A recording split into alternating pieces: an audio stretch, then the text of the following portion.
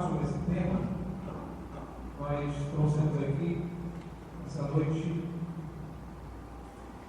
um dos maiores expoentes da hipnose nacional, chama-se Tom Lucas, tem se apresentado país afora, ministrando cursos, palestras, inclusive fora do país. Eu soube que recentemente estava em Portland, né? Oi? Estava em Portland. Estava lá apresentando o nosso país, se apresenta em vários programas de TV. Isso tem uma abordagem diferente sobre hipnose, mas sem deixar de abordar o clássico, os assuntos que são mais conhecidos. Nós o trouxemos aqui hoje à noite, agradecendo desde já o privilégio de tê-lo aqui presente, para nos brindar todos nós aqui com seus conhecimentos, desfazer, como nos diz o tema da palestra, hipnose sem inimigo, mitos, misticismos e mistérios. Eu lerei aqui um breve currículo do Tom Lucas. Por favor, pode ficar de pé. Tom Lucas é acadêmico de psicologia e possui diversas formações em hipnose através de grandes institutos, como o Elsevier Instituto de São Paulo, Atlantic Hypnosis Institute na Alemanha e David Elman Hypnose Institute dos Estados Unidos, entre outros. Atua como hipnoterapeuta, hipnose odontológica e ministra cursos de formação em todo o Brasil e exterior. É criador e apresentador do canal Hipnocaia no YouTube e já fez diversas participações em programas de TV falando sobre hipnose. Esse é o currículo do nosso conferencista de hoje. Suas ordens foram cumpridas, né?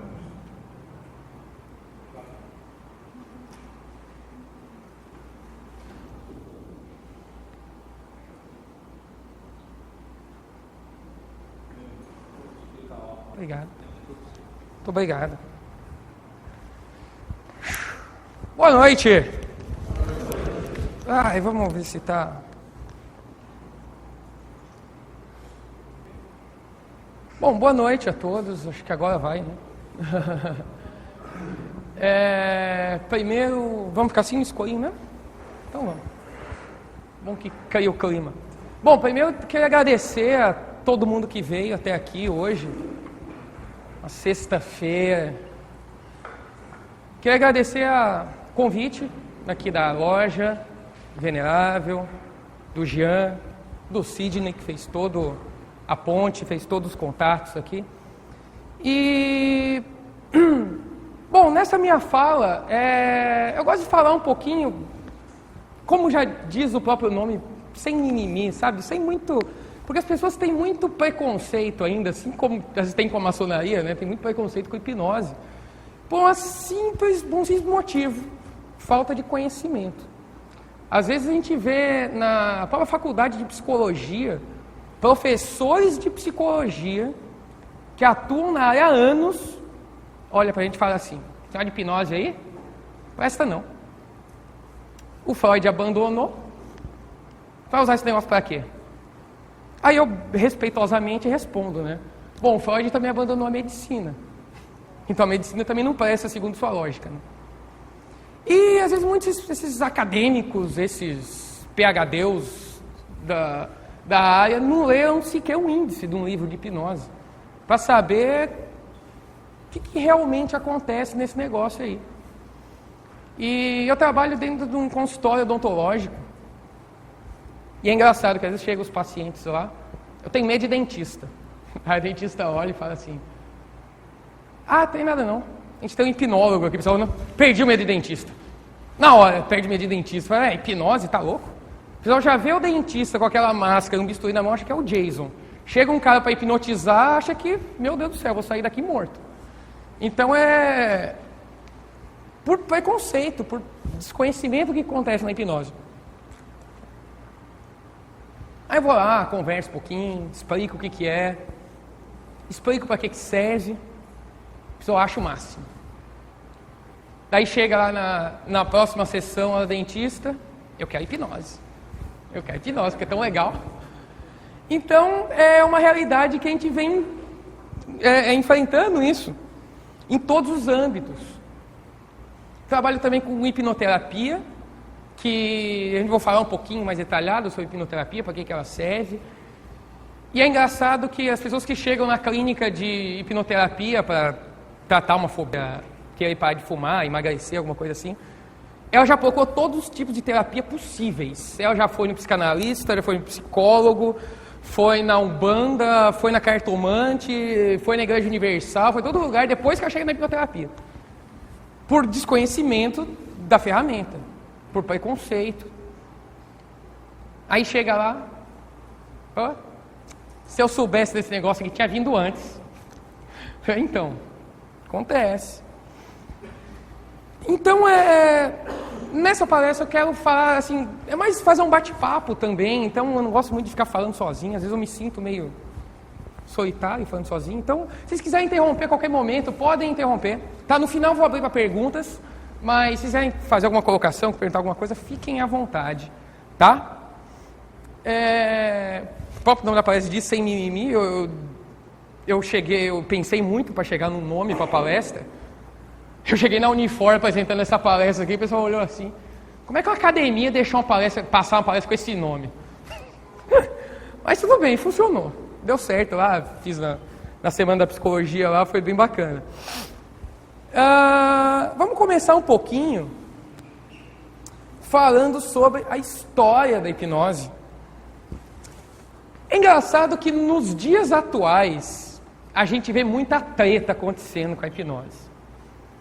Psicólogos tretando com o pessoal da hipnose, as pessoas da hipnose tretando com o pessoal da hipnose. Até pensei em colocar o nome da palestra de hipnose sem tretas também seria um bom nome. Né? Anotar aí, né, Sidney, para as próximas. Colocar aí. Então, mas a gente vê que é uma briga histórica. Então eu vou passar um pouquinho, bem rápido, sobre o que aconteceu. O motivo de hoje em dia ainda ter muito desconhecimento e muita briga entre as pessoas, que é uma coisa totalmente desnecessária. Mas vem vindo aí já de um bom tempo atrás. Primeiro, deixa eu só fazer uma pesquisa rápida aqui com vocês. Quem que veio aqui hoje que acredita em hipnose, que viu alguma coisa e acha que hipnose realmente existe? Levanta a mão. Obrigado, a maioria. Quem aqui que não acredita em hipnose? Fora eu. Quem aqui acha que hipnose é uma coisa do capeta? Tem gente que acha. Tem gente que pensa. Chega. Oi? Tem gente que acha mesmo. Então, é só para saber mesmo. Que bom. Vamos lá. Os primeiros registros e relatos históricos e técnicas de hipnose vêm de um documento egípcio chamado Papiro Ebers. O Papiro Ebers, hoje em dia ele está lá na biblioteca de Leipzig, na Alemanha. Ele já relatava técnicas utilizadas no Antigo Egito, que são bem parecidas com o que a gente utiliza hoje. Mas só que as razões que eles davam eram totalmente diferentes da de hoje. Antigamente eram utilizados por sacerdotes, por pessoas que eles diziam que eram enviados dos deuses, que tinham poderes para curar, então eles tocavam nas pessoas e elas se curavam. Então eles falavam coisas.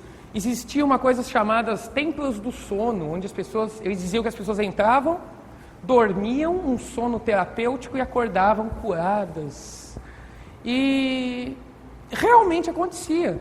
Depois, não só no Egito, na Grécia, passaram a encontrar relatos também de técnicas parecidas e de tratamento mesmo, de problemas até bem sérios, que eles relatavam terem uma solução naquela época. Tá? Isso foi avançando com o tempo, até que em 1734 nasceu um cara chamado Franz Anton Mesmer, um austríaco médico, e ele começou a curar pessoas também. Ele começou a tratar pessoas utilizando imposição de mãos. Ele falava que colocava as mãos nas pessoas se curavam. Depois ele desenvolveu uma teoria para explicar o que acontecia. Ele disse que todas as pessoas têm forças magnéticas dentro do nosso corpo que se alinham com as forças magnéticas do universo e que quando esse magnetismo do nosso corpo está desalinhado, nós ficamos doentes. Foi a forma que ele utilizou para explicar as patologias nessa época. E ele chamou isso de magnetismo animal e ele começou a colocar ímãs nas pessoas. Ele colocava ímãs, colocavam barras magnetizadas de cobre e dizia que isso iria alterar os polos das forças magnéticas dos seres humanos e isso ia curar as pessoas. E aí realmente tinha resultados com aquilo. Mas, como tudo que dá certo, dizem um ditado que só tiram pedras nas árvores que dão frutos, nem tudo foi flores para Mesmer. Começou o mimimi.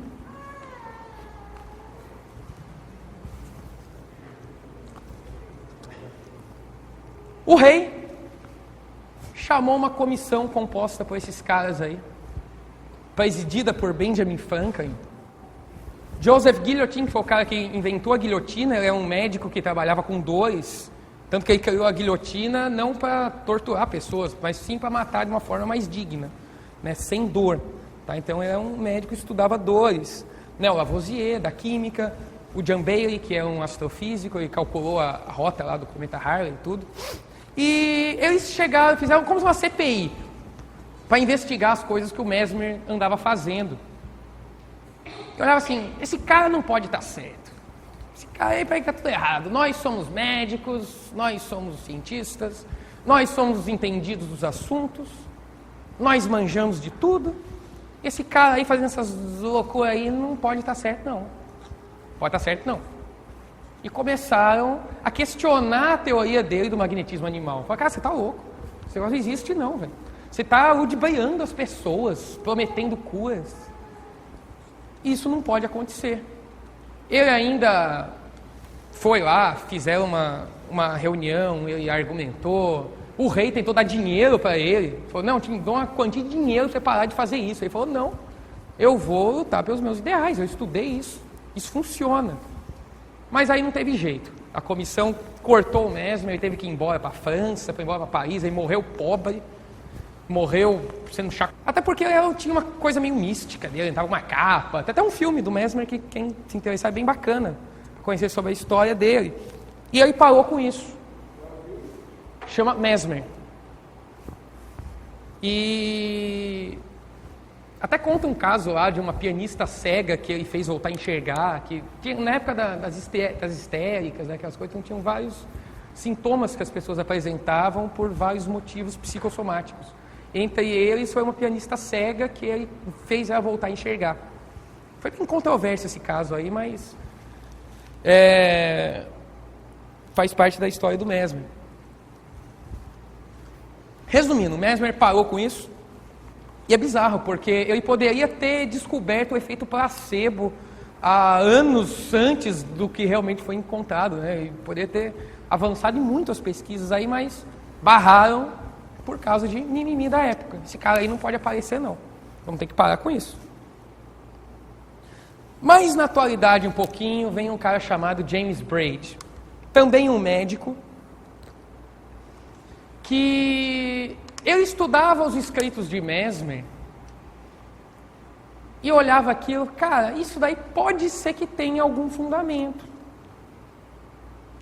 Mas ele foi o primeiro cara a estudar cientificamente aquilo que o Mesmer fazia. Ele viu que não tinha nada a ver com magnetismo animal, não tinha nada a ver com astros, com ímãs, não tinha nada a ver. Ele conseguiu reproduzir as coisas que o Mesmer fazia apenas com as mãos. E ele percebeu que através da fixação do olhar, quando você fica muito fixo olhando para um ponto, a gente entra num estado alterado de consciência. E ele começou a fazer vários testes, foi daí que surgiu aquele clássica cena do pêndulo. Eu utilizava pêndulos, pedia para as pessoas fixar o olhar em alguma coisa e percebia que as pessoas entravam num estado de transe. E aquilo poderia tratar as pessoas de várias formas. Engraçado, o James Braid começou a testar com a esposa dele, com a empregada dele, e se amarrou. E saiu lá fazendo vários experimentos, escreveu muita coisa, e aí colocou o termo hipnose. Porque ele achava que hipnose era sono. As pessoas dormem. Mas depois de um certo tempo, ele descobriu que hipnose não tem nada a ver com o sono, porque a hipnose vem do nome hipnos, que é o deus grego do sono, e osis, do termo colocar em estado de. Então ele colocou o nome hipnose, colocar em estado de sono. Mas depois ele viu que não tinha nada a ver com sono. Aí ele tentou mudar o nome depois. Tentou colocar o nome para monoideísmo. Que ele dizia que as pessoas ficavam concentradas numa ideia única. São focadas numa única ideia. Mas aí o termo já tinha popularizado e acabou que ele não conseguiu reverter a situação e ficou hipnose até hoje. Então, tecnicamente, hipnose é um nome errado. É um termo errado para isso. Mas não dá para mudar agora. Já foi. Tá? Depois vem um cara... Alguém aqui é da psicologia? Alguém aqui já da área da psicologia? Você? Mais alguém? Bom, geralmente o pessoal da psicologia estuda um pouquinho sobre o Charcot. Charcot era um neurologista que ele fazia as pesquisas num hospital lá de Paris, chamado Hospital de Salpêtrière, com as histéricas. As pessoas, geralmente mulheres, mas ele também trabalhou com homens, que tinham crises histéricas. O que é as crises histéricas? Uma mulher chegava com o braço paralisado, com a perna paralisada, às vezes com o olho fechado. Geralmente paralisias em algum membro corporal, que ela acreditava que era causado por algum trauma psicológico, porque fisiologicamente elas não tinham nada. Ele estudava, examinava as pessoas que chegavam lá, falava, não, você não tem nada, nenhuma causa orgânica para isso. Isso é devido a algum trauma psicológico. Então, muitas delas, nessa época, sofriam abuso dos pais, abuso de alguns familiares, e muitos deles foram relacionados com esses abusos, geralmente na infância, e que na idade adulta se transformava num problema somático, num problema no corpo. Então foram os primeiros estudos sobre doenças psicossomáticas, que depois o Freud estudou com o Charcot e desenvolveu a teoria da sexualidade dele, dizendo que isso tem muito a ver com as coisas que acontecem na idade adulta. E na mesma época tinha um cara chamado Bernheim. O Bernheim, ele também estudava hipnose, mas só que de uma forma diferente do Charcot. O que o Charcot fazia? Ele chegava uma histérica, ele hipnotizava. Na verdade, não era nem ele que hipnotizava, ele era um péssimo hipnotista, na verdade. Tinha outras pessoas que colocavam no estado para ele. E fazia uma regressão até o momento do trauma. Faziam com que as pessoas lembrassem daquele momento do trauma, elas reviviam aquilo, o que é chamado de abreação, e elas reviviam o momento do trauma, e naquele momento que elas estavam revivendo o momento do trauma, elas se tratavam do sintoma que elas apresentavam. Então, se ela estava paralisada com o braço, ela começava a se estrebuchar no chão, gritar, chorar, aí o braço dela voltava a se mexer. Mas depois eles perceberam que depois, com o tempo, voltava o sintoma, porque ele não tratava de fato. E o Bernheim dizia, você tem que aproveitar um transe hipnótico e dar sugestões para eles. Falar para elas resolverem aquilo. E o Charcot era contra, então começaram tretas rolando aí. O Bernheim era de uma escola chamada Escola de Nancy, também em Paris. Então eram duas escolas diferentes que estudavam a mesma coisa, mas tinham pensamentos opostos. E o Freud era safadinho e aprendeu com os dois. O Freud estava lá, deixa vocês dois tretando aí, deixa vocês dois brigando, eu vou estudar com os dois. Ele aprendeu hipnose com Charcot, aprendeu hipnose com Bernheim e desenvolveu a história da psicanálise. Tanto que a primeira clínica de atendimento do Freud foi como hipnoterapeuta.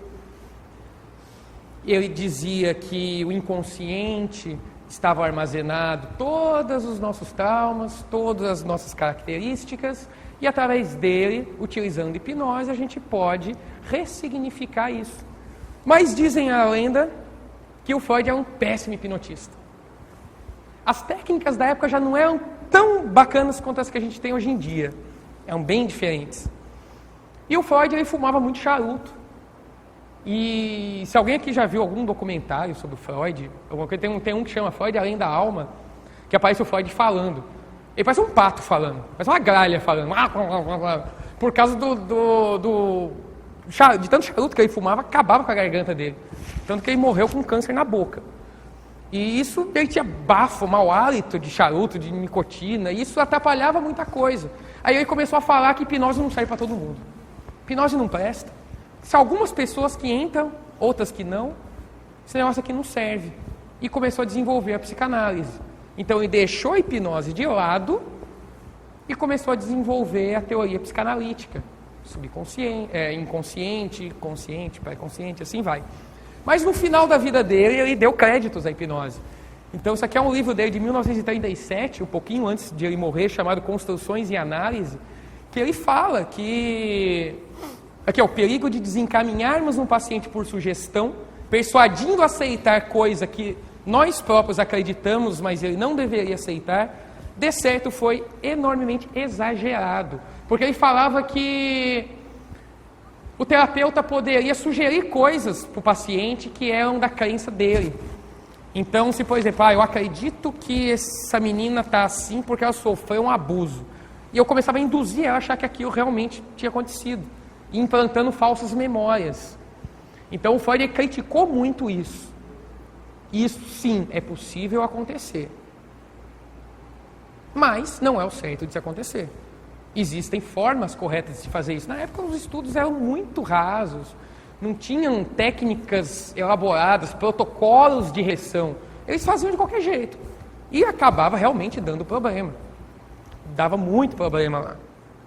Aí ele deixou de lado. E por causa disso, os psicólogos hoje em dia dizem que hipnose não presta.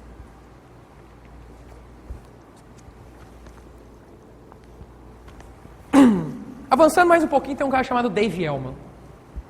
Dave Elman, ele é americano. Ele era comediante, radialista e um dos maiores expoentes da hipnose.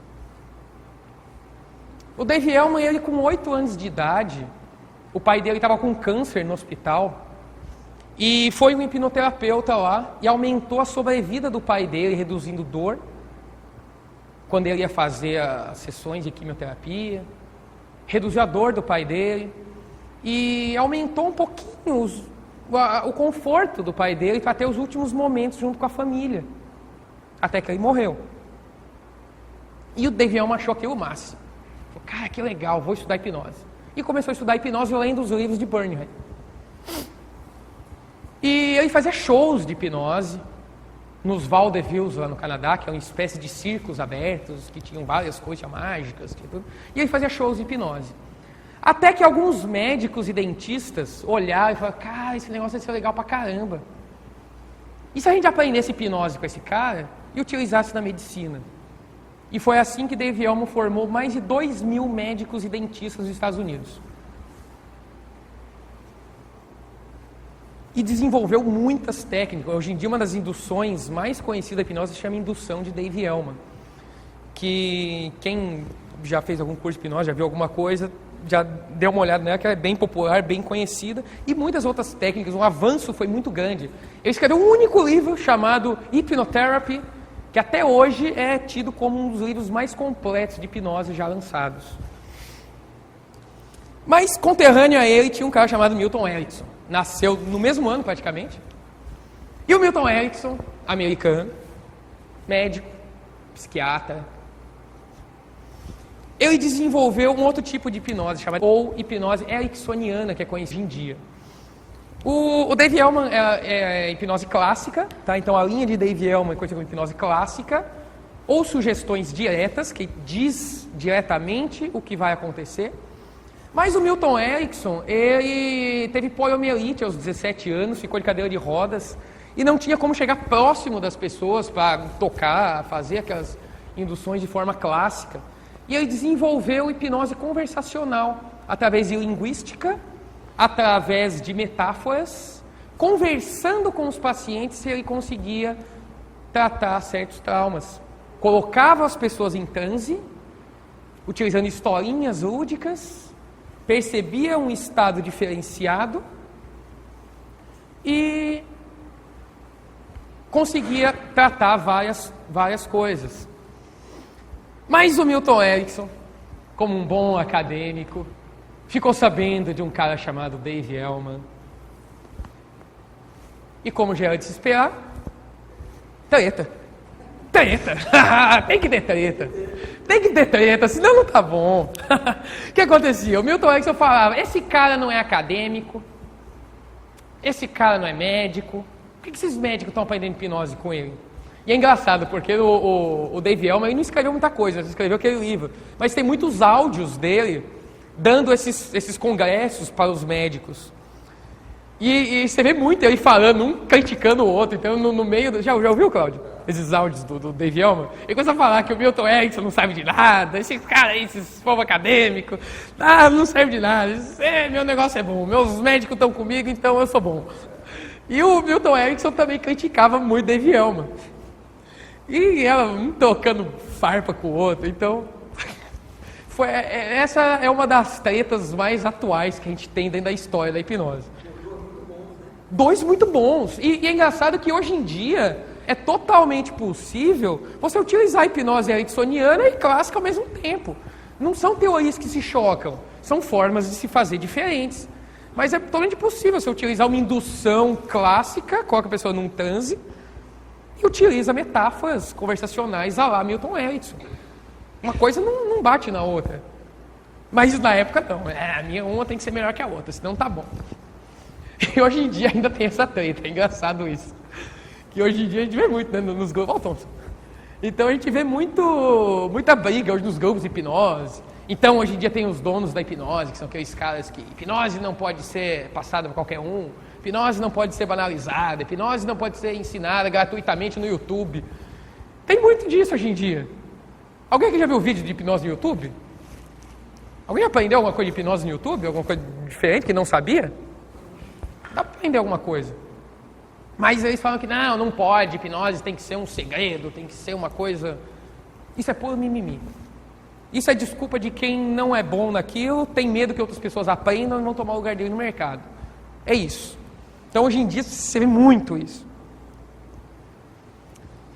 E alguns deles falam sobre regulamentações da hipnose. Eles falam, a hipnose tem que ser um negócio fechado. Hipnose tem que ser um negócio controlado, tem que ter um conselho, tem que ter... Não pode ser qualquer um. Hoje em dia tem um moleque de 14 anos fazendo hipnose. Tá? Um negócio absurdo. E é legal pra caramba, porque eles estão aprendendo de forma correta, estão fazendo. E não tem perigo nenhum. Costumo falar que o perigo não é a hipnose, é quem faz ela. Sendo qualquer coisa. Você pode pegar uma faca para cortar o pão e passar manteiga ou para matar alguém. Então não é da ferramenta em si, é as pessoas irresponsáveis que vão fazer ou não. Tá? Então eles falam muito sobre querer regulamentar a hipnose. E alguns conselhos, eles já reconhecem a hipnose. Tá? Então é o caso do Conselho de Medicina, de Odontologia, de Psicologia e de Fisioterapia. São conselhos federais que reconhecem a hipnose como uma ferramenta terapêutica, uma ferramenta auxiliar. Então está lá no código de ética de todos eles, que é permitido utilizar, diferente de alguns outros tipos de práticas que não são reconhecidos pelo conselho, que os conselhos condenam. Hipnose não, é uma coisa científica, pode utilizar. Tá? E dizem que está tendo umas tretas aí no Congresso de médico que hipnose é só para mim. Aí chega os psicólogos e falam, tem só de psicólogo. Aí tá essa briga aí rolando, mas vai longe ainda e não sabe até onde que vai dar isso. Acredito que em nada. Porque é aquela coisa, né? Dizem que quando uma nova ferramenta é descoberta, ela passa por 3 fases. A primeira fase, se eu não me engano, foi William James que falou isso. Se não me falha a memória agora. Ele dizia que passa por 3 fases. A primeira fase é uma coisa que vira chacota, né? Esse negócio não presta para nada.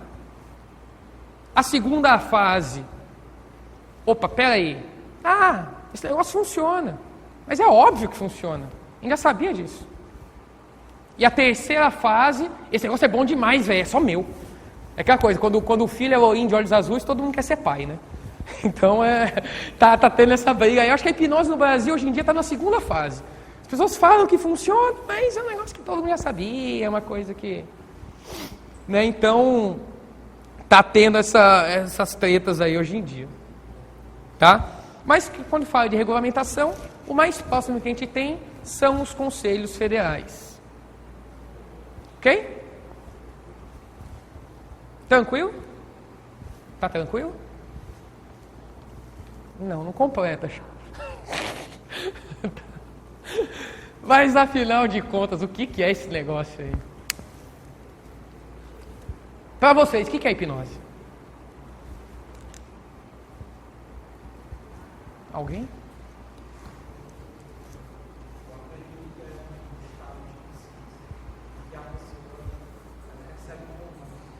Estado de consciência, a pessoa recebe comandos.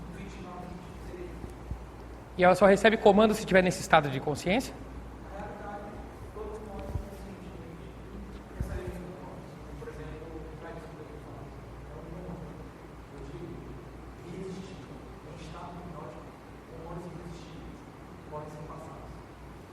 Comandos irresistíveis podem ser passados.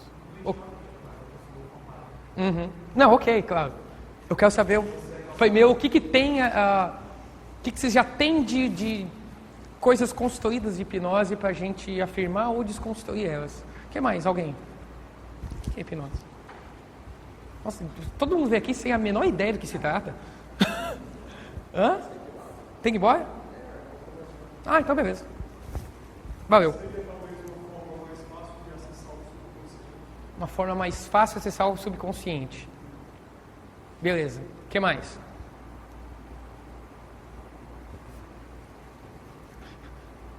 Eu tô vendo de um cara assim, você não veio aqui pra falar isso não, velho? Por que você tá perguntando pra gente? Você tá aqui pra isso não? Oi? Ah. Não foi isso? É o Eu Mendes também. Oi? É. O que é, afinal, né? Bom, vamos lá. Primeiro eu falo aqui que não é hipnose, beleza? Eu falo aqui que não é hipnose. Hipnose não é dormir. Hipnose não é sono. Apesar de todo mundo falar, dorme, durma. Hipnose não é um controle mental. Não é possível você controlar alguém para fazer tudo o que você quer. Ah, vou comandar aquelas pessoas, vou entrar na mente dela e comandar ela. Essa foi a segunda maior frustração da minha vida. Oi? Mentalismo. Mentalismo é truque de mágica, são truques envolvendo... mas confundem muito também. Então, isso foi a segunda maior frustração da minha vida, quando eu descobri que hipnose não servia para controlar a mente das pessoas.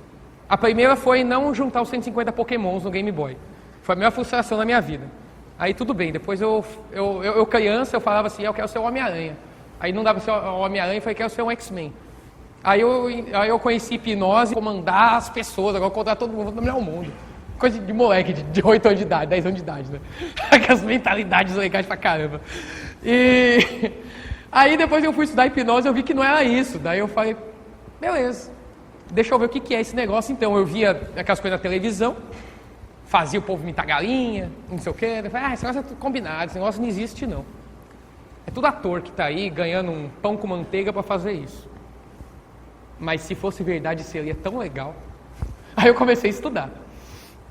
E hipnose, ela tem mais a ver com influência mental do que com controle mental. Nenhuma pessoa sob hipnose faz o que jamais faria. O nosso inconsciente é muito sábio. Lá no nosso inconsciente está guardado todos os nossos juízos de valor, está toda a nossa moral, toda a nossa ética, tudo aquilo que nos representa. Então, se eu hipnotizo alguém e dou um comando para ela fazer algo que vai completamente contra os morais, os princípios daquela pessoa, ela não vai fazer. Ela não vai fazer. Oi? Claro. Mas, por exemplo, eu não bebo bebida alcoólica, certo? E se através da hipnose você me induz a beber, sei lá, 1 litro de cachaça se passando por água, pode acontecer? Pode acontecer. Você vai driblar o subconsciente da pessoa, não é isso? Isso, aí sim. Mas por quê? Porque eu falei que é água. Agora, se eu falar para te dar um copo d'água e falar, bebe essa cachaça, você vai, não, cachaça não bebo não, mesmo sendo água. Não, quero essa cachaça não, mas é água. Não, é cachaça. Para você é cachaça. Entendeu? Aí, nesse caso, sim, você dá cachaça e fala, não, bebe essa água aqui. Mas ela não fez por causa da hipnose. Ela bebeu a cachaça na inocência, achando que é água. Porque no inconsciente estava, eu gosto de água, qual o problema de beber água? Tá? Agora, depois a gente vai ver que são poucas pessoas que chegam nesse nível de hipnose. Tá? De mais ou menos de 15 a 20% da população são o que os livros chamam de pessoas que são sonambúlicas. Não tem nada a ver com sonambulismo, de acordar à noite. Sonambúlica é o estado mais profundo de transe, que as pessoas alucinam. Então, esse estágio de alucinação, de 15 a 20% das pessoas que por algum motivo, ainda não tem uma resposta exata por que isso acontece, porque algumas pessoas são naturalmente mais suscetíveis à hipnose, outras menos. Mas todas elas, em algum nível, entram em estado de hipnose. Tá? O nosso cérebro, ele tem uma característica dele que ele não diferencia o que é real e o que é imaginação. Ele não diferencia o que é real e o que é imaginação. Para ele tudo é verdade. Quer ver um exemplo? Você está assistindo um filme. Você sabe que aquele filme é um filme. Você sabe que é ficção. Você sabe que são atores. Você sabe que aquilo não é real. Mas o mocinho do filme morre, você acaba de chorar. O cachorro do filme... Eu sou assim um cachorro. Se o cachorro do filme morre... Não. Mas ele não morreu, o bichinho tá lá. Não. Sabe, por que acontece isso? Porque a gente se envolve na história do filme. A gente se envolve, eu estou acreditando que aquilo é verdade. E aquilo dentro da minha mente passa a ser verdade absoluta. É por isso que eu me envolvo emocionalmente com os filmes. A gente assiste um filme de comédia, a gente sai todo feliz. É ou não é? Quem é que já estava todo triste um dia, que assistiu um filme de comédia, todo felizão, todo alegre, saltitante. Então não é? Ou então, a gente assiste um filme de terror, aquele terror bem brabo, aquele terror bem... Assiste o filme e sai todo... Todo o quê? Não, todo morrendo de medo. Lá no uniforme, o pessoal falando, todo cagado. Eu falei, pô, peraí. Talvez. Depende de quem assiste o filme. Então, a nossa mente acredita que aquilo é verdade. E ela vai reproduzir. E é por isso que a hipnose funciona tão bem. Quando a gente coloca alguém num estado de hipnose, fala para ela imaginar alguma coisa, o nosso corpo vai reagir. Quem topa fazer uma brincadeirinha agora? Todo mundo. Vamos fazer uma brincadeira com todo mundo agora? Vamos lá? Vocês topam? Vamos lá, vamos ver como que isso daí funciona na prática. Porque aqui é assim, aqui a gente faz ao vivo. Vamos lá, todo mundo fica sentado normal. Se tiver alguma coisa no colo, tira, por favor. Vai ficar bem confortável. Vamos lá, todo mundo. Muito bem. Fecha os olhos. Fecha os olhos. E relaxa. Respira bem fundo. Solta. Isso. Relaxa. Imagina agora que você está na sua casa. Feliz, tranquilo. E você vai até a cozinha da sua casa. Vai caminhando até a cozinha da sua casa. Olha para a geladeira. Abre a geladeira. E pega um limão que está lá dentro. Um limão bem bonito. O melhor limão que tem lá dentro. Como aquele limão que você viu naquela vez. Tão suculento. Você pega uma faca. Imagina que você está cortando esse limão. Cuidado para não respingar no olho. Você vai cortando, cortando e divide em duas bandas. Divide em duas metades. Pega uma das metades e dá uma mordida naquele limão. E dá uma mordida e vai sentindo aquele gosto amargo, aquele azedo tomando conta da boca. Cada vez mais amargo, mais azedo, mais azedo. Da outra mordida, vai sentindo aquele suco descendo pela garganta e deixando completamente azedo. Bem, abre os olhos.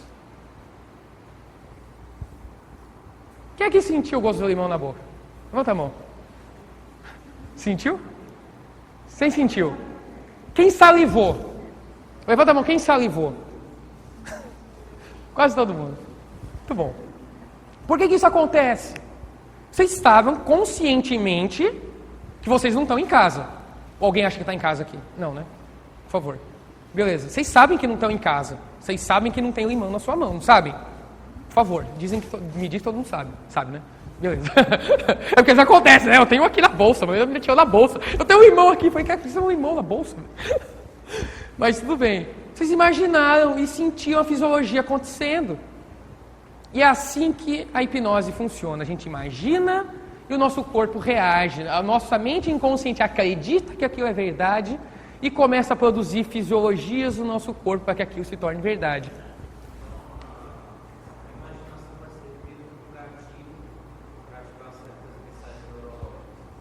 Isso. Imaginação e concentração. São duas coisas. Quando a gente se concentra numa ideia, por isso que o James Brady quis chamar de monoideísmo, é quando a gente está num estado de hiperfoco, hiperconcentração em alguma coisa. Tanto que se eu estivesse falando aqui agora e você estivesse pensando em qualquer outra coisa, alguém estava aqui agora, eu estava falando e começou a pensar em qualquer outra coisa? Claro, quero saber de limão, não. Alguém estava aqui? Pode falar. Que, sei lá, meio que... Não? Que bom que vocês estão... Obrigado.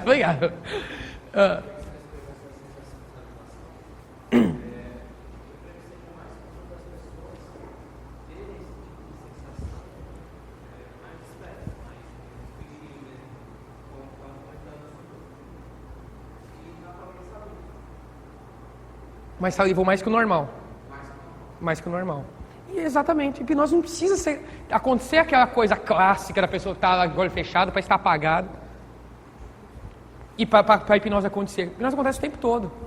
Quem aqui nunca foi no shopping, foi na loja de shopping, eu vou comprar uma meia. Aí entra na hora de comprar uma meia. Aí sai com a meia, com uma calça, com 2 blusas e um sapato. Quem já fez isso? Aí depois sai da loja. Por que eu comprei isso? Porque tinha um vendedor muito bom lá dentro que te fez comprar aquilo. É ou não é? O vendedor te hipnotizou. Porque esse é o vendedor bom, é o que vende. Não é o que você chegar lá para comprar uma meia e o cara, você sair com a meia, ele não foi um vendedor, ele foi um tirador de pedido. Ele só tirou seu pedido. Agora aquele cara que chegou e conversou com você, falou que as vantagens, aquela blusa, aquele sapato, você saiu. Nossa. É ou não é? Hipnose aconteceu e ninguém precisou te colocar para dormir e falar, você vai comprar uma calça, compra e batom. Ninguém precisou fazer isso. Entendeu? Então a hipnose acontece o tempo todo. Existem 2 teorias. É aí que eu queria chegar. Teorias de estado e teorias de não estado. Aí já tem ainda mais treta, né? Sempre uma contra a outra, bizarros. As teorias de estado dizem que existe um estado alterado de consciência para a hipnose acontecer. Teorias de não estado dizem que não existe estado alterado e a hipnose acontece o tempo todo. Eu gosto muito de utilizar uma definição que a terapia cognitiva comportamental utiliza para definir certos fenômenos utilizando a imaginação. Ela diz que todo pensamento evoca um sentimento e esse sentimento altera nosso comportamento. É um pensamento que gera um sentimento que transforma num comportamento. Quando a gente altera a nossa forma de pensar, a gente muda a nossa forma de sentir, muda a nossa forma de agir. Aaron Beck dizia isso nos livros de terapia cognitiva dele. E é bem isso que a hipnose faz. Alterando a nossa forma de pensar, a gente vai ter vários tipos de mudanças no nosso corpo. É por isso que a hipnoterapia funciona tão bem. Altera um padrão de pensamento. A gente faz com que surja um novo. E a fisiologia trabalha para ajudar a gente. Tá? Tem uma definição da Associação Americana de Psicologia que diz que é o procedimento durante o qual o profissional de saúde ou pesquisador sugere a um cliente, paciente ou sujeito que vivencie mudanças em sensações, percepções, pensamentos ou comportamentos. Isso é a Associação Americana de Psicologia que diz. Tá? Que foi bem isso que a gente fez agora com o limão. É ou não é? A gente mudou, e ninguém estava pensando em limão, começou a pensar, mudou a nossa fisiologia, tá? Existem alguns mitos da hipnose. Vamos lá. Que é sono, que é controle mental, eu já falei, tá? Então não é nada disso. Algo espiritual, sobrenatural. Uma vez entrou uma no consultório, lá na dentista. Eu morro de medo de dentista. A dentista olhou assim, tem hipnose. Deus me livre, eu sou evangélica, não pode não. Isso vai contra a minha religião. Falei, bom, não discuti, ela foi, bateu o pé e falou, não, hipnose não. Eu vou com medo mesmo. Falei, bom, tudo bem. Mas é uma coisa que às vezes as pessoas pensam que tem a ver com o sobrenatural. Não tem, uma coisa científica. Acontece na nossa cabeça o tempo todo, independente de religião, crenças. Oi? As pessoas fazem algo contra a vontade, já falei. Nosso inconsciente protege. Alguém fica preso no transe. As pessoas chegam assim, mas quero ser hipnotizado não. Você vai mesmo por quê? Porque vai que eu nunca mais volte. Né? Mas aí eu pergunto, você vai para onde? Para onde é que você vai? Não vai voltar não, mas você não vai para lugar nenhum. Você vai ficar aí mesmo, o tempo todo. Se eu te hipnotizar e você for para algum lugar, eu vou achar muito deselegante da sua parte. Me deixar falando sozinho, sair e ir embora. Vai ser muito deselegante da sua parte. Então, por favor, fique aqui. Tá? Não existe a pessoa ficar hipnotizada para sempre. Ela pode entrar num transe muito profundo e se transformar num sono fisiológico. E até onde eu sei, as pessoas que dormem, uma hora elas acordam. Isso é o máximo que pode acontecer. Beleza?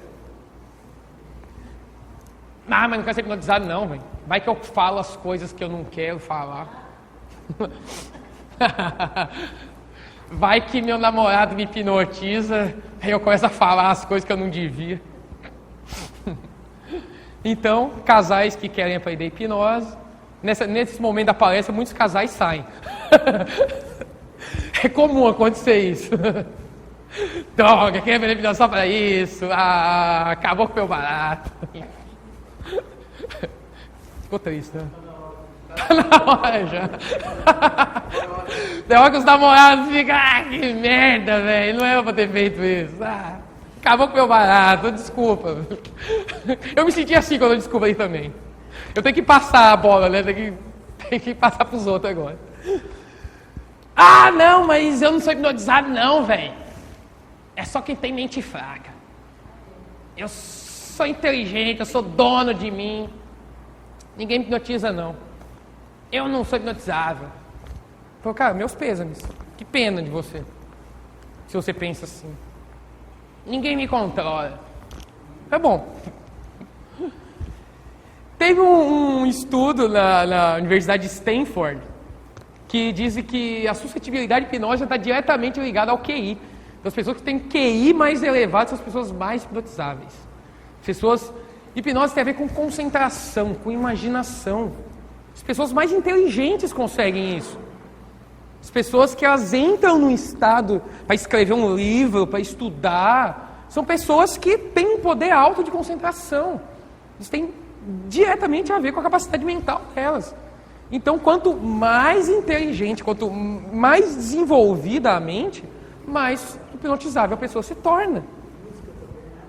Músicos, pessoas que trabalham diretamente com criatividade, que desenham, que atuam, pessoas que trabalham com a imaginação o tempo todo, elas entram mais fáceis em hipnose. Não quer dizer que as pessoas que entram mais difíceis, eu sou burro. Tentei ser hipnotizado várias vezes, sou burro, não consigo não. Também não é assim, tá? É porque tem pessoas que utilizam mais o lado lúdico do cérebro e outras menos.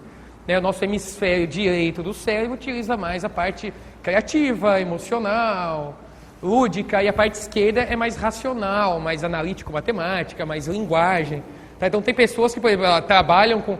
Uma vez eu fui num congresso de engenharia lá no Paraná, fui dar uma palestra lá de hipnose. O pessoal da engenharia civil, engenharia mecânica, engenharia... O pessoal que trabalha com cálculo o tempo todo, para hipnotizar isso é a pior coisa do mundo. Eu falei, caraca, onde é que eu me meti, velho? São pessoas totalmente racionais, analíticas, então a gente começa a hipnotizar isso, não, peraí, isso está acontecendo não. Agora seu olho está colado. Meu olho está colado, mas peraí, meu olho não pode estar colado, porque meu olho pertence a mim. Então peraí, eu controlo esse negócio. Pá, abre o olho. Tá com a mão colada, a pessoa com a mão colada lá.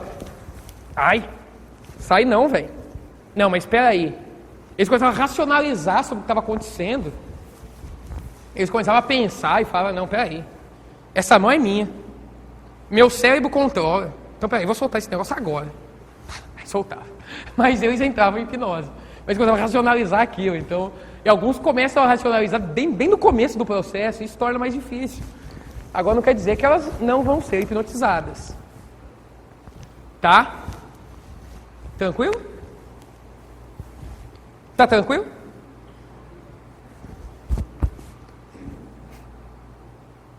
Alguma dúvida aqui? Oi?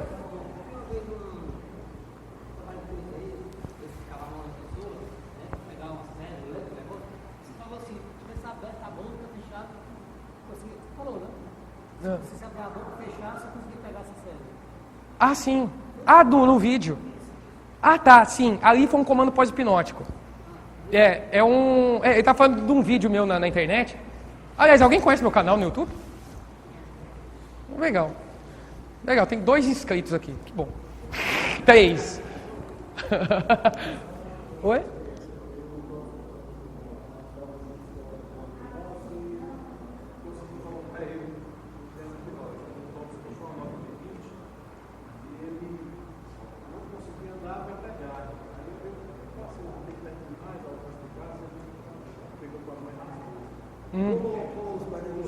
Aham.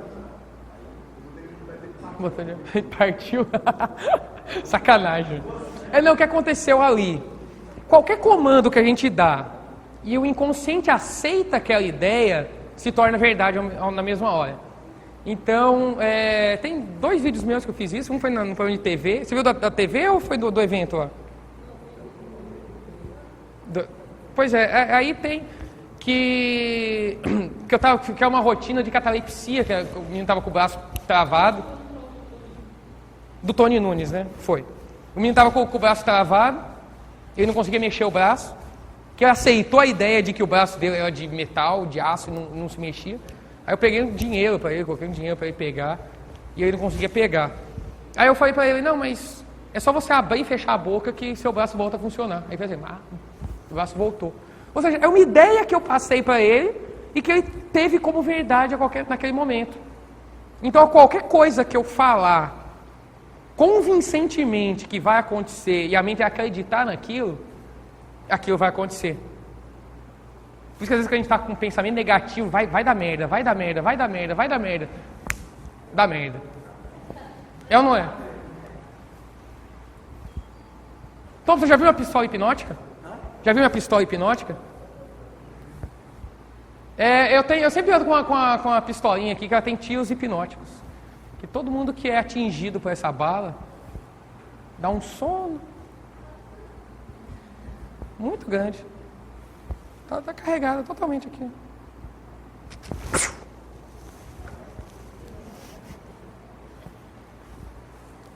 É uma ideia que eu passei, a mente dele acreditou.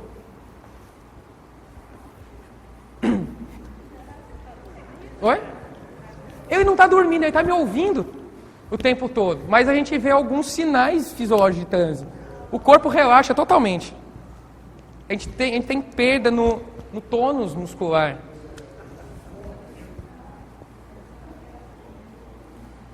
No pescoço relaxa. É um estado de relaxamento muito forte. O Thompson entra nesse estado que eu já hipnotizei ele várias vezes. Então ele já sabe como que é entrar em transe. O Sidney também, mas ele está com a minha câmera na mão, então não vou fazer isso. Eu sou consciente das coisas. Eu sou tão irresponsável assim. Isso, e no 3. Vai abrindo os olhos, sentindo muito bem. 1, 2. Tudo bem? Olha o Thompson. O Thompson entra num estado muito, muito pesado.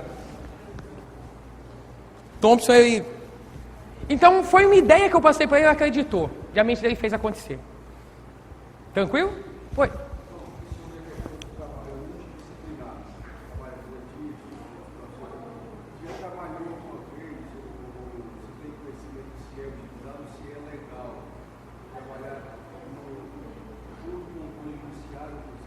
Junto com? Sim. Eu vou falar daqui a pouco sobre hipnose forense. Vou chegar lá. Tranquilo? Oi? Atravessou ali na banheira? É mesmo? Não tem nada não, olha pra cá. Também tem um tiro aqui. Sabe o que acontece, né? Isso. Vai dar um sono muito forte. Imediatamente. A mente dela não acreditou agora. Acontece. Ela não aceitou a ideia. Oi? Eu só hipnotizei uma pessoa uma vez e lasquei. O que aconteceu? Pode falar que não. Oi? É porque eu namorei com minha esposa 3 horas. 3 horas. Acho que eu hipnotizei ela. Combinei com o pato, tudinho, acertei e botei a proposta na hora e ela acertou. Eu acho que eu hipnotizei. Palmas pra ele que é hipnotizador de mulheres! Muito bom! É isso aí. 42 anos lascado. Se lascou! Vixe, olha o que eu fiz. Mas foi alguém que te hipnotizou pra casar, não? Pra querer casar com ela, você estava hipnotizado quando pediu pra casar com ela? É porque geralmente alguém casa quando algum amigo casado te fala pra casar. Dizem que casamento é que nem piscina gelada, né? Sabe dentro da piscina gelada, por aí, velho, tá fresquinha a água. Por aí que tá boa, velho, por aí. Aí o pessoal vai e fica em casa, né? Aí o que foi que eu fiz? Eu dei um bem dormido no projetor agora, acontece. Bom. O que foi que eu fiz? Tá, tem que esquentar de novo. Tá. Vai funcionar. Oi. Tá aqui.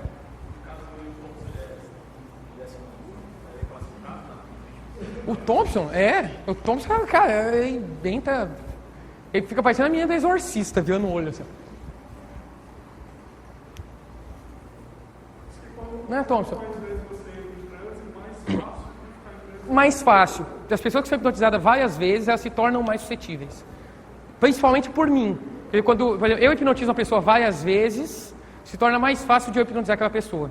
Porque ela já está com um tom de voz acostumado, já sabe o que vai acontecer, ela geralmente gostou da experiência anterior, então, e tem a autoridade de hipnotista. Tem. Bom, enquanto não volta aqui... Oi, tá lá. Acho que vai, espera.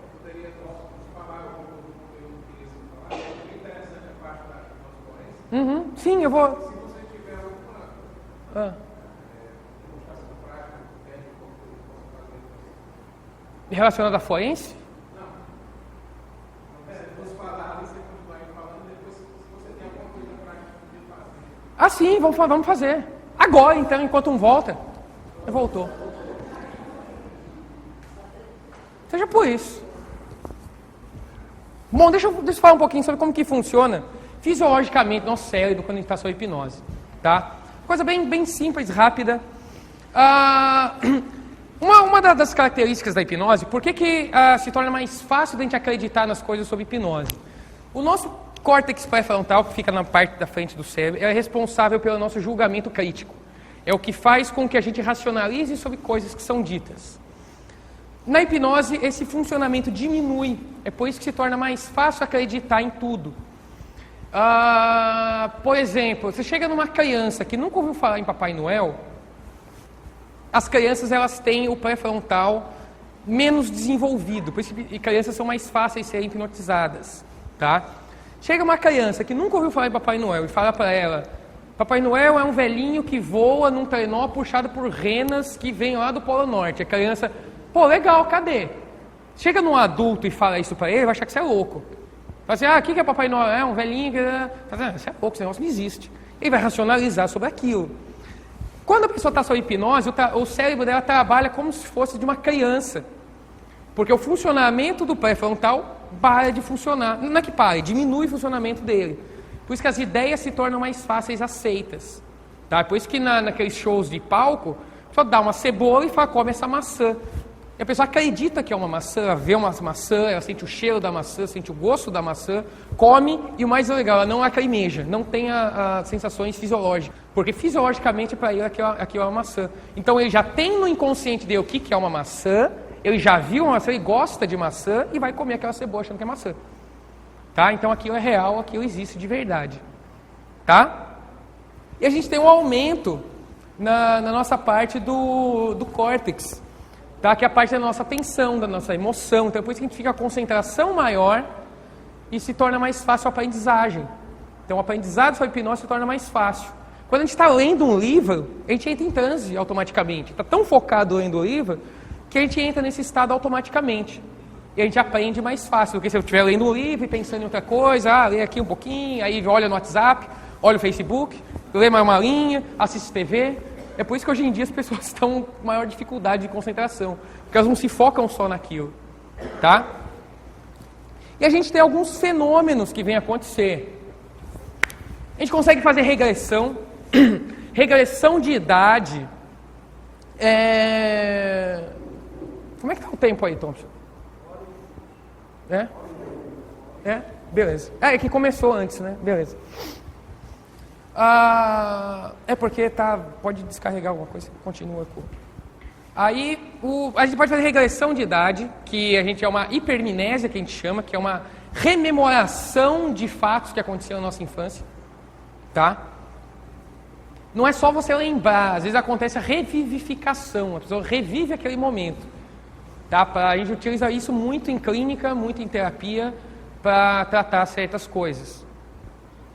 Então, a amnésia, você pode apagar alguma coisa. Mas eu quero esquecer meu ex, você vai apagar ele? Não. É um bloqueio de memória. Tá? Não é uma amnésia real, de fato. Às vezes as pessoas esquecem um nome, esquece. É aquela coisa que acontece. Você está falando com alguém, daqui a pouco trava. Putz, aquele branco. Caramba, não é o nome dele mesmo? É o... Você não lembra? Então, a gente pode induzir a isso, dar esse bloqueio de memória. Então, a pessoa esquece um número, esquece... Né? Rotinas de entretenimento, acontece muito isso. Oi? Até o ponto que o sujeito permitir. Geralmente até o ponto que ele permite. Ou que é necessário para aquele momento específico. Então, se aconteceu algo na minha vida que me deu um trauma quando eu tinha 12 anos de idade. E numa terapia, numa sessão, ele precisa ressignificar aquilo, talvez ele não queira voltar menos. Se eu falar, volta para os 2. Ele, não quero. Quero voltar até lá. Inconsciente. O inconsciente manda muito mais. A nossa parte inconsciente é mais de 90% da nossa mente. É o que manda muito mais. A regressão dessa pode ter acontecido com o paciente? Aconteceu que tipo de coisa? Acontece várias coisas. Depende. Se eu estou dentro de uma clínica, depende do contexto. Se eu estou dentro de uma clínica e a gente está lá para resolver uma treta dele do passado, ele vai viver aquilo como se tivesse acontecendo na hora. Se for uma coisa pesada, uma coisa ruim, uma coisa triste, ele vai ter aqueles sentimentos na hora. Mas é uma coisa necessária para aquele momento e através de técnicas e protocolos, a gente vai resolver isso aí na clínica. Eu não vou fazer isso no meio da rua com alguém. É diferente. Uma regressão dessa, você teve algum problema no passado, Melhor. Bom, esse mesmo tipo de profissional que lida com essa parte de depressão é o mesmo que muitas vezes, quando nós vamos a pessoa responsável, terapia, regressão de uma vida passada. Eu acho muito desonesto, falar a verdade para você, eu acho muito desonesto aquelas pessoas que falam, eu faço terapia de vidas passadas. Vem até mim porque eu vou resolver seus problemas que estavam nas vidas passadas. Quando a gente fala de vidas passadas, a gente tem duas discussões. Primeiro, se ela existe ou se não existe. Isso cientificamente falando. Se existe ou se não existe. Deixa eles brigando lá para ver quem vai provar, quem não vai provar. Se existe, é possível ou não você chegar através de hipnose. Tem pessoas que acreditam em vidas passadas, Mas não é possível chegar através de hipnose. Fala, não, vidas passadas é um negócio muito além disso. Não está dentro do meu cérebro. Está uma coisa mais transcendente. Tá? Tem pessoas que seguem essa linha de pensamento. Para mim, particularmente, isso é irrelevante se isso existe ou não existe. Depende da crença da pessoa. Se alguém chega para mim na clínica e fala assim, eu tenho medo de altura, porque na minha vida passada eu morri empurrada num precipício. Eu tenho certeza que é por causa disso. Não sou eu que vou falar, ó, velho, você está viajando, velho. Se uma vida passada não existe, não. Não sou eu que vou falar isso. Eu vou utilizar a crença dele, já que é para voltar em vida passada, então vamos voltar até a vida passada. Agora, se é a vida passada real, ou se é uma coisa criada pela mente dele, isso para mim é irrelevante. É importante para ele. Eu vou trabalhar dentro do que ele acredita e vou resolver aquele negócio. Entendeu? Deu para entender o ponto da coisa? Eu não vou colocar o que eu acredito dentro da terapia. Não importa, se eu acredito ou não acredito, isso não importa.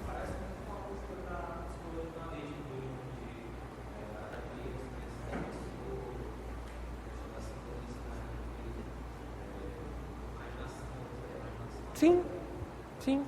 É aquela coisa do inconsciente coletivo do Jung, não é uma coisa provada. Tem gente que acredita naquilo e é por causa disso, tenho certeza. Não sou eu que vou chegar e falar assim, ó, esse negócio aí não existe, não. Não faz sentido. Eu vou trabalhar dentro da vida dele. Até porque a terapia é para ele, não é para mim. Entendeu? Mas se fala muito agora, eu acho muito tosco o cara que fala que vai resolver tudo, que tudo é vida passada. Até quem não acredita chegar, isso é vida passada, viu? O cara chega, mas não acredita em vida passada. Não, eu tenho certeza que é, velho. É por isso que você fuma hoje. Você morreu queimado. Sabe? Então os caras que falam uns negócios assim, aí o cara, caraca, será que é? Sabe? E eu acho desonesto. Não, ele divulga, ele vende terapia, falando, eu sou... O cara bota um anúncio no Belta de vidas passadas. Vem aqui que eu vou te fazer voltar na sua vida passada e vou resolver seu problema. É que nem aquele povo que oferece cirurgia hipnótica para emagrecer. O cara cobra R$5.000 para colocar um balão gástrico hipnótico dizendo que aquilo vai fazer a pessoa emagrecer. Isso é absurdo, isso é charlatanismo. Não, fazer uma cirurgia... Não tem nada. É uma cirurgia feita com hipnose. Implante na cabeça, coloca cheiro de hospital, barulho de hospital, e vai falando que está cortando a barriga, sabe? A pessoa vai acreditando naquilo. É uma coisa que não vai funcionar para todo mundo. Tem gente que sente o balão, sente a dor da cicatriz, mas não existe cicatriz nenhuma, não existe. Funciona para uma parte das pessoas, não para todo mundo. Então, algumas pessoas sim, não para todo mundo. Eu acho desonesto. O cara fala, funciona para todo mundo, é só chegar aqui que você vai emagrecer. Sabe? Não é assim, não é assim. Quem sabe o mínimo de hipnose sabe que não é assim. Mas o cara bota lá no Google, vendendo, e fala que é o fodão das terapias. Sabe? Isso é contra a lei, inclusive. Isso é curanderismo. Não pode, vai curar alguma coisa dizendo que é isso. Sabe? Isso é crime fazer isso, inclusive. Mas tá lá.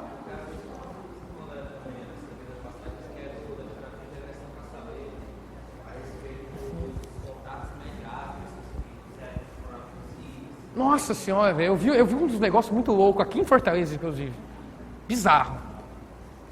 Sobre isso daí. Mas, enfim, é um cara que dizia que hipnotizava para pessoas lembradas da vida do seu irmão. O cara dava a sugestão toda. Vai, me conta aí como que é você entrando na nave. Vai, o alienígena verde tá vindo até você. O que ele falou para você? Sabe? Desse jeito, velho. Aí o cara, então, eu tô na nave, velho. Então, aí ele te abriu, né? E aí, o que ele fez quando ele te abriu? Tá jogando sugestão no cara. Sabe? E eu vi isso, o cara fazendo. Eu falei, meu, isso é absurdo.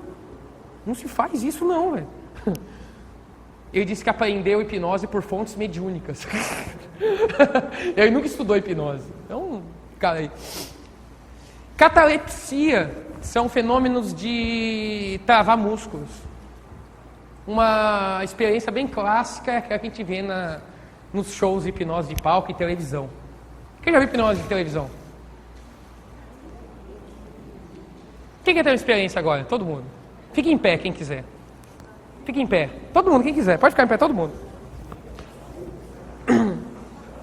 Vamos lá. Em pé, todo mundo. Dá um espaço pro coleguinha da frente. Coloca as mãos pra frente assim, ó. Com as mãos pra frente. Isso. Quem tiver com... Eu vou chutar. Quero de novo vou fazer isso. Vamos lá. Junta as mãos assim. Quem tiver com um anel grande, tira porque talvez machuque. Se tiver com um anel muito grande, pode tirar. Não, o anel pequenininho, aliança, de boas. Junta as mãos aqui assim. Espalma as mãos pra frente assim. Desse jeito. Isso. Bem esticados, os dedos bem juntos. Isso. Vamos lá. Fecha os olhos. Fecha os olhos. E preste atenção na minha voz. Comece a imaginar que entre esses dedos eu vou passar uma cola muito forte. Como se fosse uma cola, uma super bonder. Aquela cola que seca instantaneamente. Eu vou fazer uma contagem de 1 a 10. E no 10 essa cola seca totalmente. E esses dedos ficam completamente colados. 1. Eu vou derramando essa cola. 2.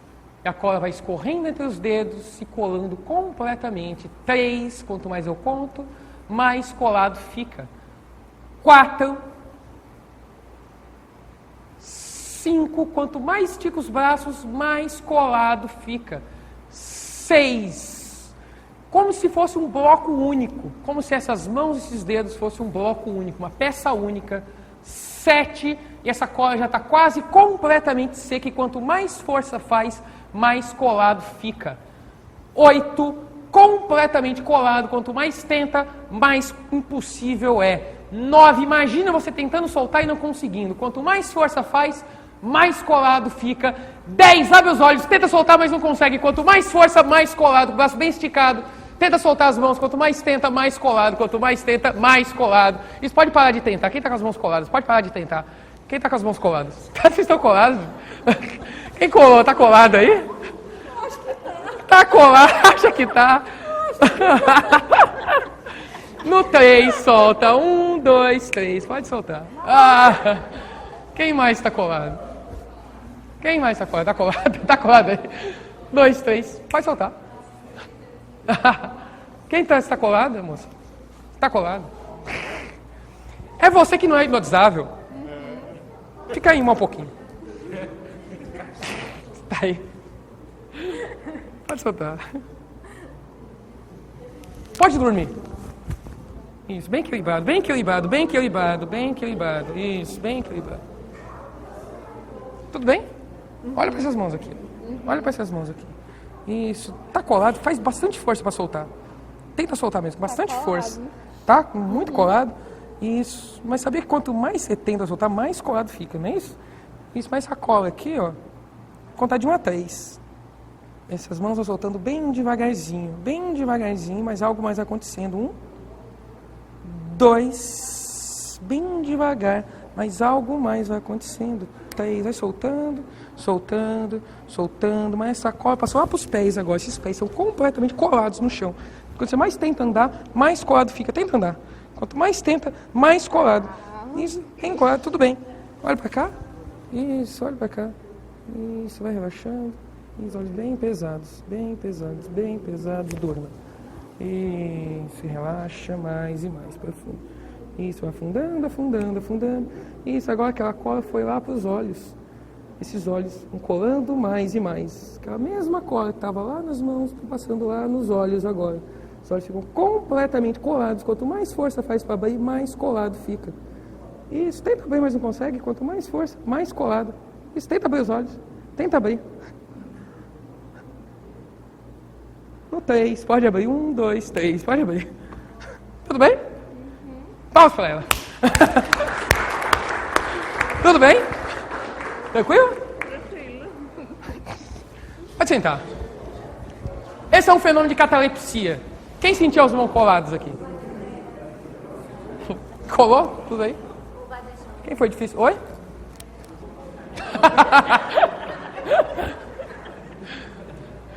A loja ganhou uma estátua nova, viu? Viu, venerável? Pode deixar aqui enfeitando? Até segunda? Beleza. Ordens do venerável, eu não posso. Quem sou eu para ir contra? Muito bem. No 3, vai voltando, assistindo muito bem. Mas a partir de agora, todas as vezes que eu estalar os dedos, você sente uma pinicadinha lá no bumbum. Toda vez que eu estalar os dedos, você sente uma pinicadinha no bumbum e você não sabe por que isso acontece. É simplesmente acontece, é uma coisa automática, você não faz ideia por que isso acontece. Quando eu estalo os dedos, você sente uma pinicadinha no bumbum. Isso no 3, abre os olhos, muito feliz. 1, 2, 3, abre os olhos. Isso aí, beleza? Tranquilo? Senta aí. Oi. Alguém está falando?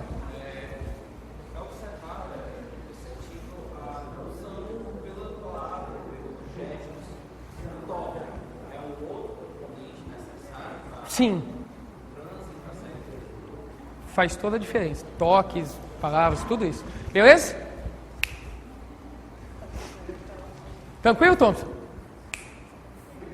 Tá com frio? Se mexe um pouquinho, faz bem. Tá se tremendo de frio? Tranquilo? Existe uma coisa chamada sugestão pós-hipnótica, que é quando eu dou uma sugestão dentro do transe, a mente dele aceita e aquilo continua funcionando mesmo depois do transe. Como, por exemplo, eu posso falar para ele que algo vai acontecer toda vez que eu fizer alguma coisa. Isso é uma sugestão pós-hipnótica.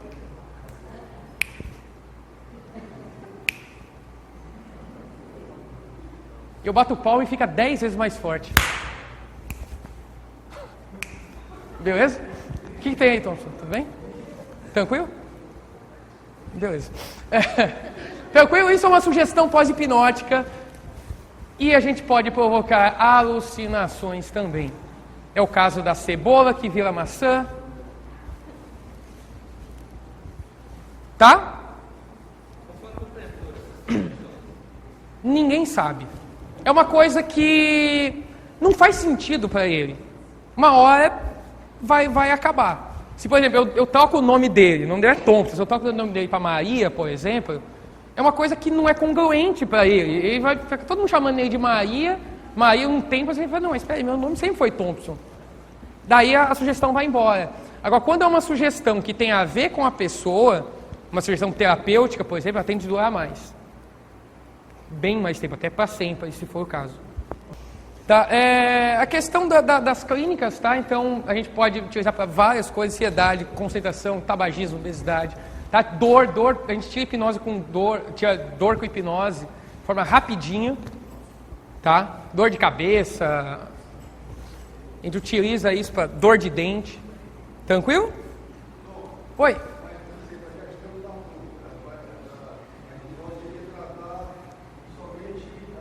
Ela trata a dor, não a causa. Sim, quando a gente fala de tratar dor com hipnose, a gente tem que primeiro averiguar a causa da dor. Agora, se é uma dor normal, uma dor de cabeça por estresse, alguma coisa assim, a gente vai lá e tira tranquilo. Mulher com dor de cólica, é excelente, você tira rapidinho, porque ela sabe a causa daquilo. Agora, se alguém chega no consultório dentário com a dor de dente, eu vou tratar a dor, que vai tratar a cara é o dentista. Tranquilo? Aqui são alguns resultados de hipnoterapia, que é um artigo, depois eu posso até passar para vocês algumas coisas que a hipnoterapia ela trata, tá? Hipnose forense. Tá? Deixa eu dar só uma atençãozinha, então, já que pediram. O que acontece na hipnose forense? A justiça ela não aceita um testemunho, uma declaração sobre hipnose como prova. Até porque não se pode produzir provas contra você mesmo. A hipnose, ela dá um norte para algumas investigações. Por exemplo, tem uma testemunha que viu alguma coisa e ela não lembra tantos detalhes, porque às vezes no momento do trauma, de um choque, alguma coisa, foi tão rápido que ela não lembra de detalhes. Ela pode lembrar de um rosto, para fazer um retrato falado. Às vezes ela lembra do comecinho da placa de um carro. Eles podem nem lembrar a placa toda, mas alguns detalhes. Eu lembro que é um Corsa azul. Sei lá, alguma memória que apareceu. Então a polícia vai dar pistas para ser investigado. Tá? Geralmente são testemunhas ou vítimas que aceitam submeter a hipnose, assinam um termo. Então, lá em Curitiba, existe um laboratório de hipnose forense lá, tá? Que trabalha junto com a polícia nas investigações. É o Dr. Rui Sampaio, que é um psiquiatra que toma conta lá do laboratório. Já resolveu mais de 900 casos utilizando hipnose, que a hipnose deu pistas, tá? Então, eu lembro alguns detalhes lá da cena, rostos, que podem ajudar na investigação. Tranquilo? Bom, hipnose na odonto, tá?